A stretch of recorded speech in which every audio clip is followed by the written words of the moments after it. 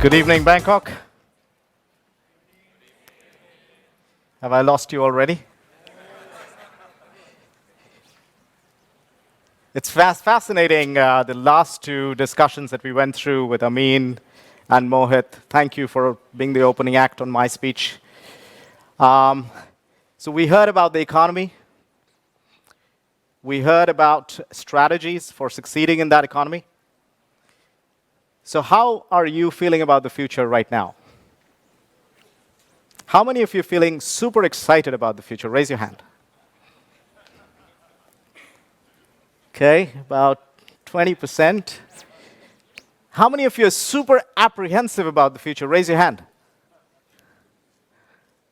Okay, about 10%. All right, 70% in the middle. Here's what I will try and do in the next 40 minutes. I will try to increase the percentage in the room of people who are feeling excited about the future and reduce the percentage that is feeling very apprehensive about the future. I have been on a journey at Deloitte around the notion of the future of work. I run the Future of Work program, which is a global program for Deloitte in collaboration with the Singapore Economic Development Board, and I look at it from 4 different lenses. First of all, I'm a consultant. So as a professional, it's important to me to understand how the future of work is going to affect my clients. And most of you are clients of Deloitte. And if you're not, you will soon be. So it's important to me that I look out for my clients and look after their best interests.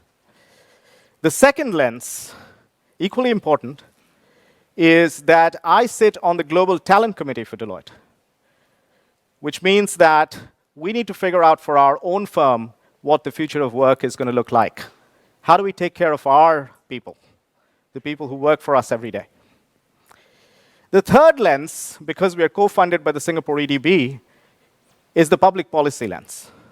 We're doing a lot of work with the Singapore government and with other governments around the world to look at the public policy implications for the future of work. What is it going to do to unemployment? What is it going to do in terms of education, in terms of having a population that is fit to work? And probably the most important lens for me, the fourth one, is that I'm a father. I have a 16-year-old who is about to embark on his journey into the future of work, and he wants to be a lawyer. The research that we have done tells me that for a junior lawyer, a first 2-year lawyer, about 90% of that work can be automated. So I am quite apprehensive as I see the next generation move into the future of work and how we're going to cope with it. So I'm going to talk about this from those 4 lenses. The work around the future of work for us has been a long journey. From 2014, we've been running the Human Capital Trends Report. We have published several research papers on this topic, looking at it from a technology perspective, human skills perspective, what skills will be important for humans in the future. We've looked at it from an open talent economy perspective through the Human Capital Trends Report, and we've also done, for several years, the Millennial Survey, the world's largest millennial survey, talking to young people who are moving into the future of work. But the Future of Work program for us is not just about research. It's about action. It's about helping our clients not just cope, but thrive in the future of work. And the question that I very often get asked is, are robots going to take our jobs? No matter what we say in the research, no matter how broadly we think about the future of work, the number one question is robots and jobs. So let's get that out of the way first. Technology, as you saw in the last several discussions that we've had, is one of the biggest triggers that is going to impact the future as far as work is concerned. Clearly, that is the case. And here are some examples of how some of these would be familiar to you. But there are 2 data points that I want to put in front of you. One is about 50%. So what we found, not just us, this is a study that we did with the Oxford University, MIT found the same numbers, same statistics, that if you look at all the occupations in the world, roughly about 50%, some say 52, some say 57, some say 51, around that percentage of work can be automated and probably will be automated as we go into the next 5 years, with technology that is available today, not waiting for technology that will come in the future. Now, that, I'm sure, is a statistic that most of you are familiar with. But here's the more interesting statistic. The number of occupations or professions that are going to be 100% eliminated because of technology is almost zero. So if you think about it for a second, let me take the Deloitte example. If you're a first-year or second-year analyst in Deloitte, what you do is you do a lot of research, you look at lots of graphs and charts, you'll do a lot of analysis, and you write up some sort of a report. Now, granted, given the current technology that is available, about 80% of that work can be automated, and probably will be. But there is still 20% of the work that remains. So the question is not whether your profession will be replaced by a robot. The question really is, what are you going to do with that 20% of your time? What is your organization? How is your organization going to utilize your skills? Cannot utilize it just for 20% of it. You can't just come in for one day, a week, or maybe you can, I don't know. Depends on which family you're born into.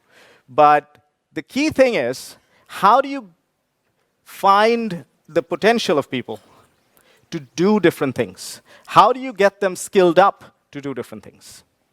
And that is the big picture that I want to put in front of you, which is not so much about replacement, but about augmentation. How can humans and machines work together to solve the bigger problems of society? Because the technology levels that are coming through, I'll give you two examples here. By 2020, a $1,000 computer will have roughly the same processing power as a human brain, one human brain. By 2050, a $1,000 computer will have roughly the same processing power of all human brains on the planet. That's what the curve is telling us. So it is true that the level of help that will be available to us to do a lot of the routine tasks that we do today is going to increase exponentially. The question is not whether we should reject that help from machines. The question is, once we take that help, what do we do with the rest of our time? To those people who believe that we will have lots of time on our hands and most of this work will go away, there will be nothing to do. One of my favorite authors, Tim O'Reilly, uses this comment, which I like very much. And he says that if you think that we will have nothing to do when computers get to that point, look around you. Do you think we have really solved the world's big problems already? That we have nothing else to do? We haven't solved 99% of the world's problems. There will be work, but there will be different kind of work. And that is the key for the clients that I talk to. That's the key to say, what missions are you going on?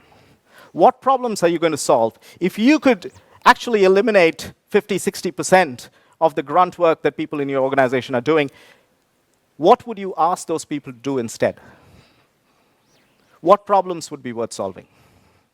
And that is the key question for all of us as we think about the future of work. Now, here's something that is an additional data point in this. Technology moves at exponential pace. We have established that. Now, what's also interesting is that individuals, we as consumers, seem to adopt new technology at an exponential pace. My grandmother, who doesn't speak much English, uses Facebook. The total number of training hours that she went in to learn Facebook was probably less than 10 minutes with my son. That is the adaptability of the human being. And as consumers, we show that adaptability every time. How many of you have an iPhone or a Samsung or some sort of a smartphone, just raise your hand. Raise your hand. Keep your hand raised if you have read the user manual. Nobody? You are using a technology that several speakers before us have gone and said, this used to be like the supercomputer a few years ago, and we don't need a user manual to use it. That is the speed at which we as individuals adopt to technology. But here's the rub.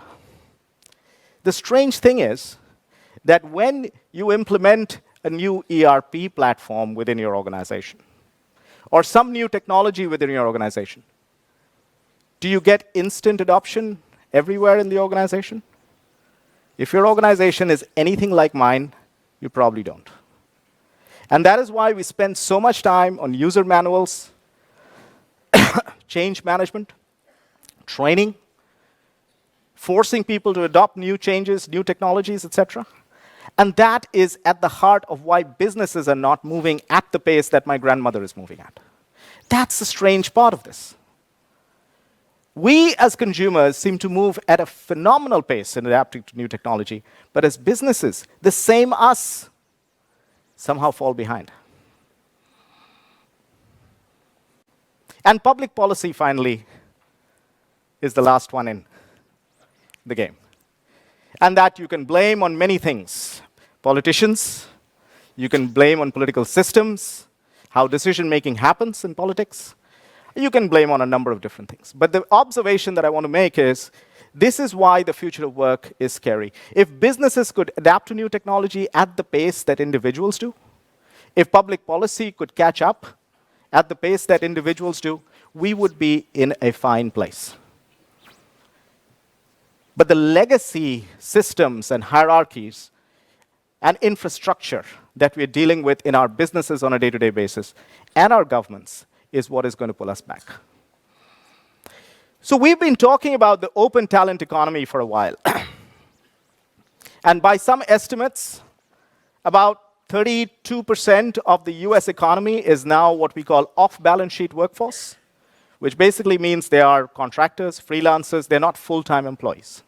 And that number is heading towards about 40%. The media industry in Singapore, about 80% is off-balance sheet. So there are huge amounts of off-balance sheet workers that are already there in the economy at the moment.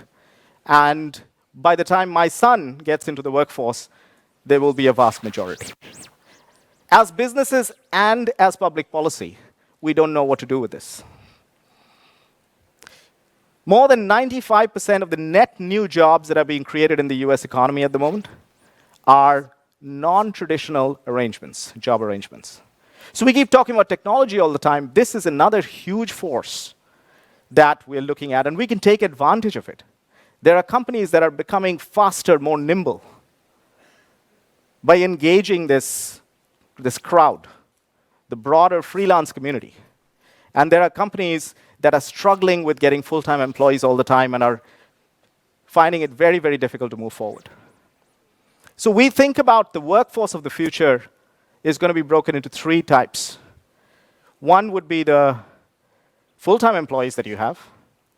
Second would be the off-balance sheet workforce, that you access, the capabilities that you access, you don't necessarily own them, they're not on your balance sheet. And the third would be the robots. So when you think about your workforce planning for the future, how many of you, raise your hand, if you're doing workforce planning today, to say what percentage of the workforce will be full-time, what percentage off-balance sheet, what percentage robots? Raise your hand.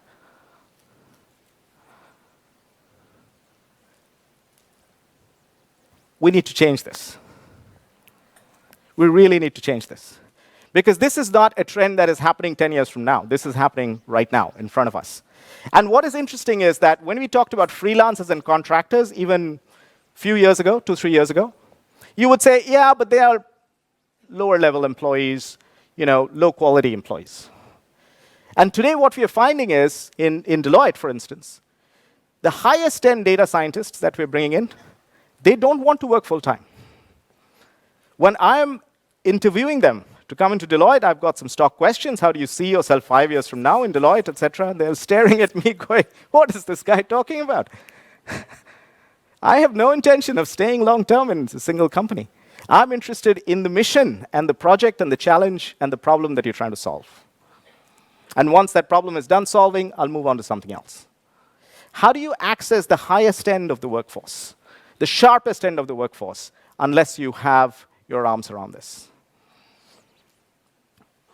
So what's really changing are 3 different levers, not one.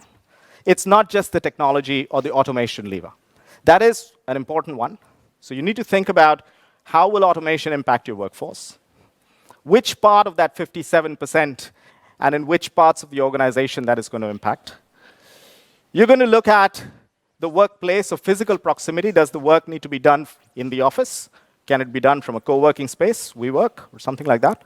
Or can it be done from home? Can it be done from, I don't know, a beach in Phuket? And the third thing is talent category.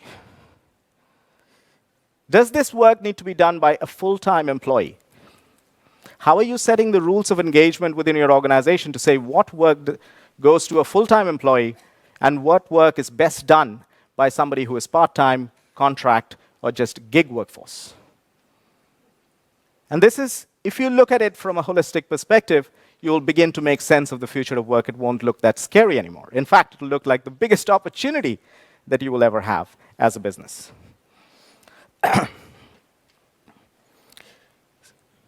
So, if I bring this all together, there are these 7 disruptors that we feel are driving this change. Just to summarize, technology is everywhere.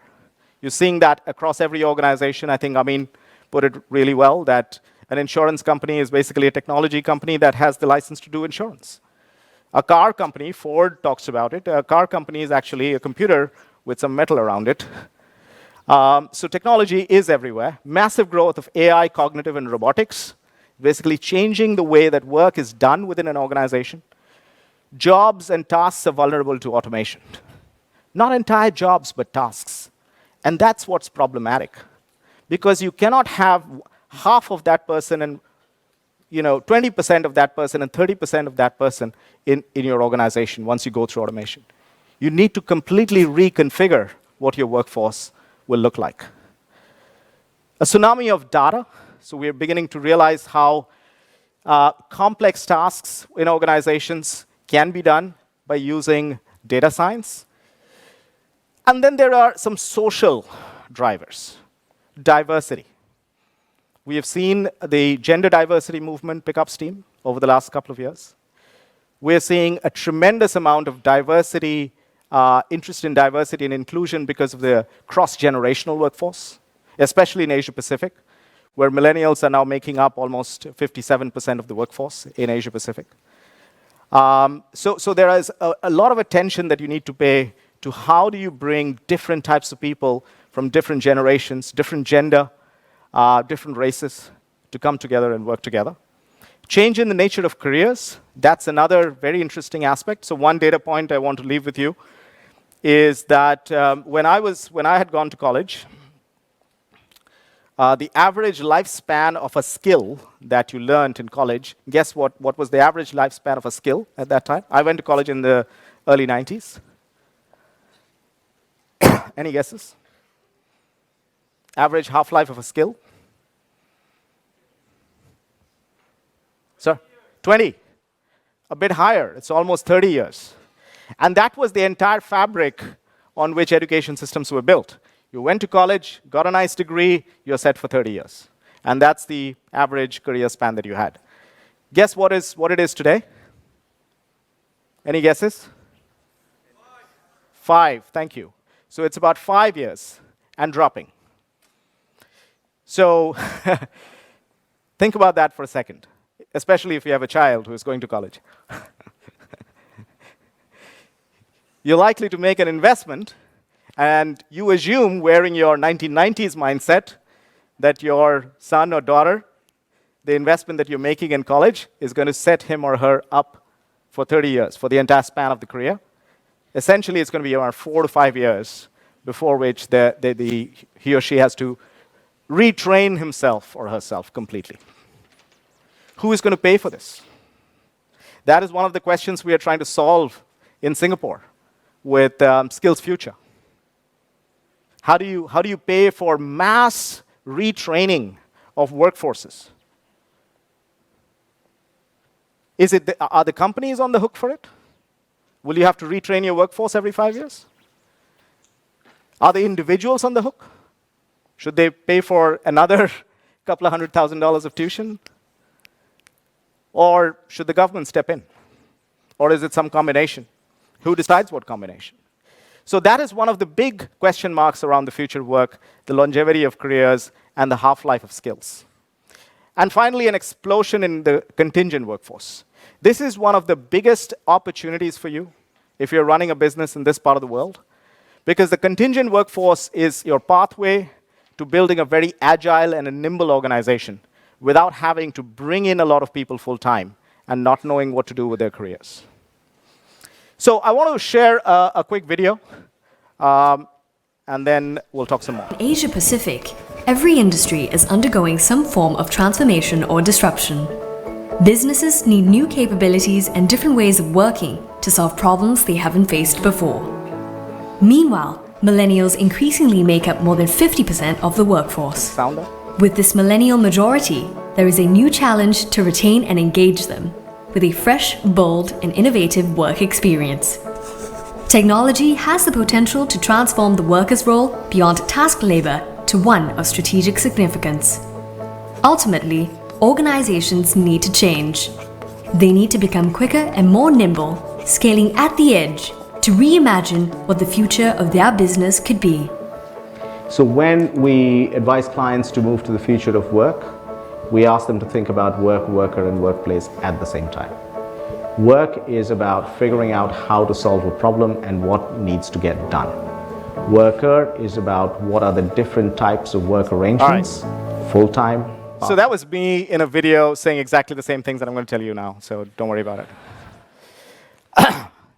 So the new realities of work. So this is where, as organizations, you need to think about what you could do. And I'll go through these one by one real quick. So the first point I want to make is we are not taking a pessimistic view at Deloitte.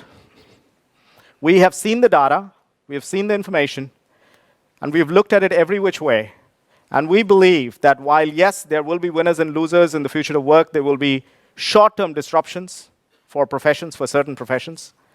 But overall, as organizations look at this, you should be thinking about opportunity. You should be thinking about possibility. You should not be thinking about, woe is me, and everything is going to come crashing down.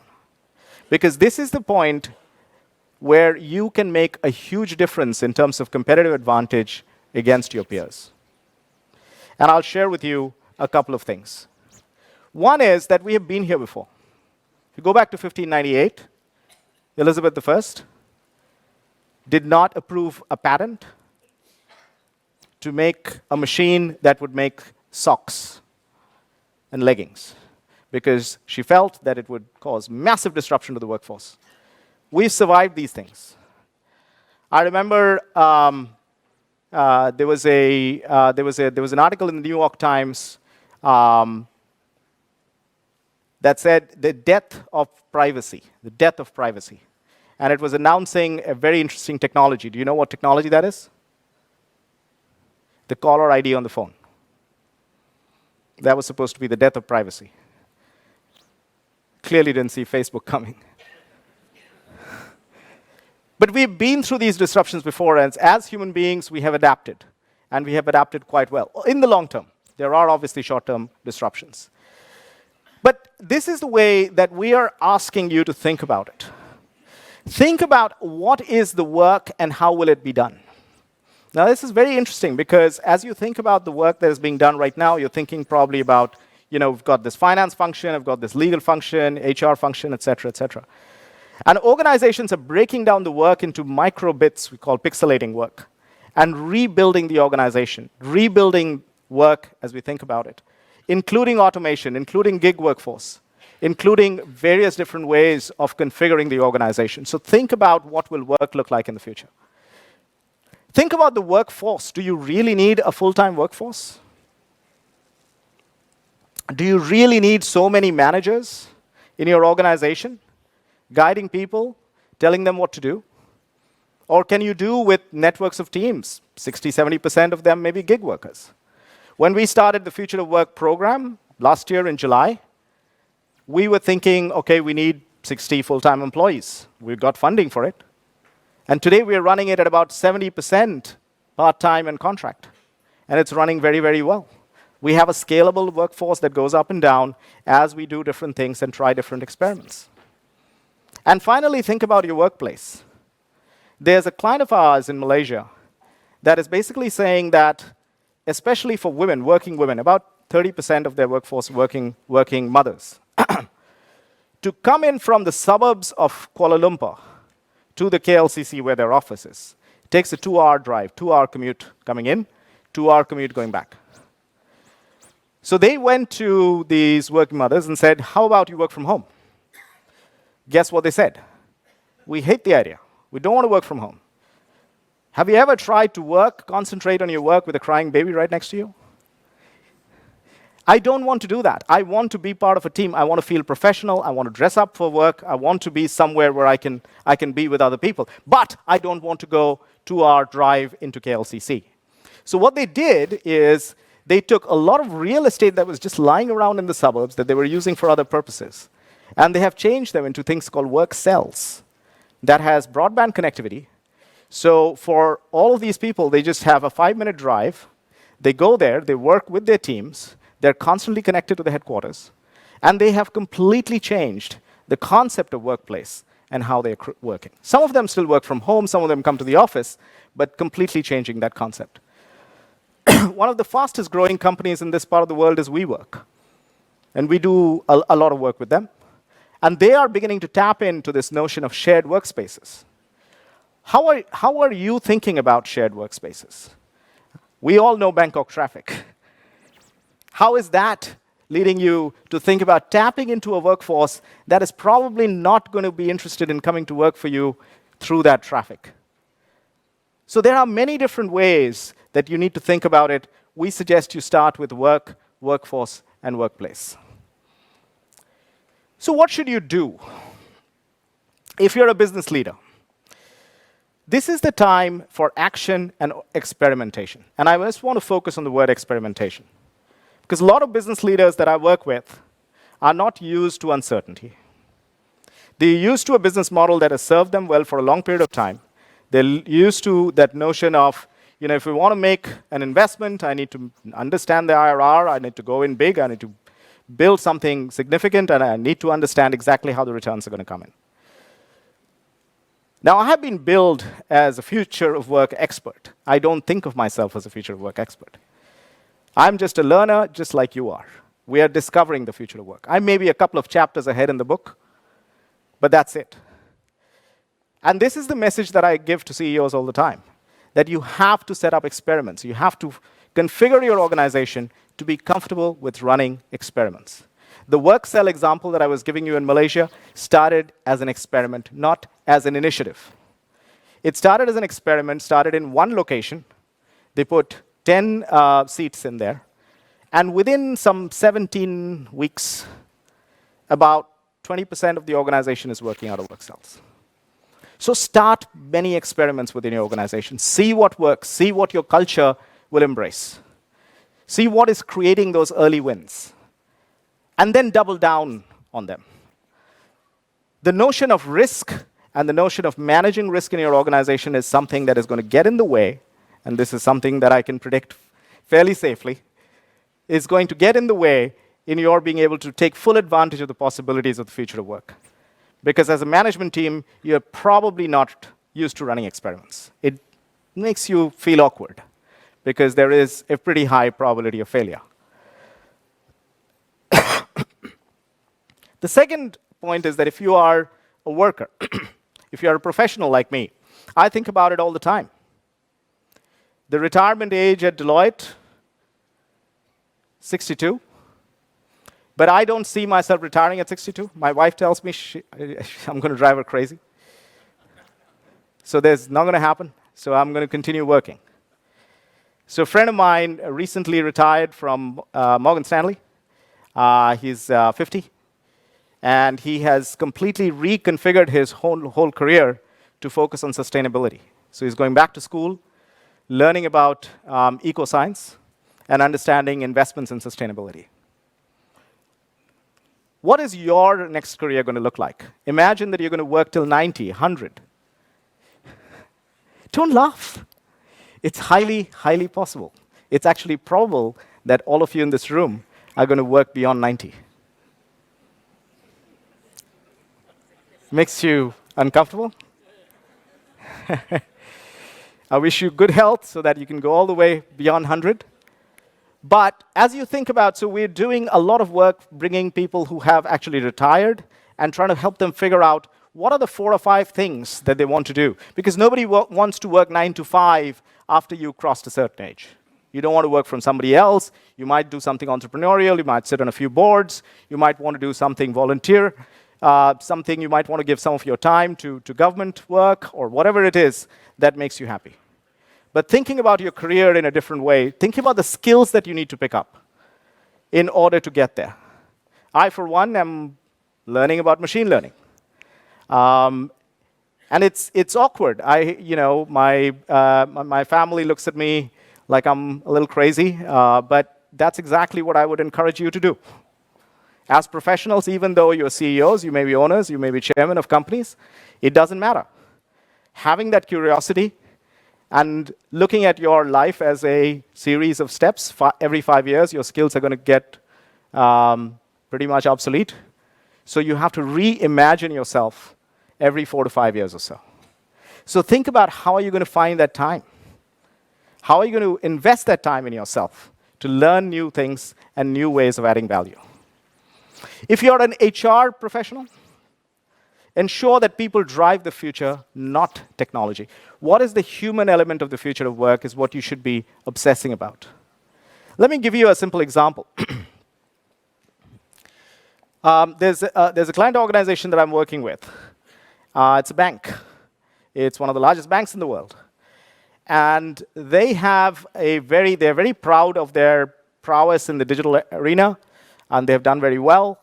And they have measured this. So they were sharing with me the other day that they are now able to launch a new feature on a product every 6 weeks. Every 6 weeks, they're able to launch a new feature or a new product in the marketplace somewhere in the world, which is very exciting for the bank.